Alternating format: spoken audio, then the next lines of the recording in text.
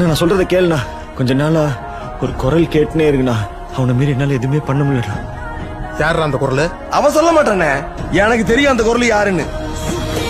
என் நெஞ்சில் குடியிருக்கும் நான் தான் உங்களை என் நெஞ்சில குடி வச்சிருக்கேன்னு நினைச்சேன். இப்பதான் புரியுது, நீங்க தான் என்ன உங்க நெஞ்சில குடி வச்சிருக்கீங்கன்னு. அதே நேரத்தில் அவ்வளோ ஈஸியால் இந்த உலகத்தில் நம்மளை வாழ வைக்க மாட்டாங்க. கூட்டு ஒரு வழி பண்ணுவாங்க, வேறு வழியே இல்லை. அதெல்லாம் தாண்டி தான் நம்ம வந்தாகணும். உன்னால் இது முடியாது, உன்னால் அது முடியாது, இது சரியில்லை, அது சரியில்லை, இது ஓடாது எல்லாம் சொல்லுவாங்க. பட் அதெல்லாம் எடுத்துக்காதீங்க. உங்களுக்குள்ள ஒருத்தன் இருப்பான், அவன் என்ன சொல்கிறான் அதை மட்டுமே கேளுங்க. அந்த நதி மாதிரி தாங்க நம்ம வாழ்க்கையிலையும். நம்மளை வணங்குறவங்களும் இருப்பாங்க, நம்மளை வரவேற்கிறவங்களும் இருப்பாங்க, நம்மளை எதிர்க்கிறவங்களும். நம்ம வேலை நம்ம கடமையை செம்மையாக செஞ்சுட்டு அந்த நதி மாதிரியே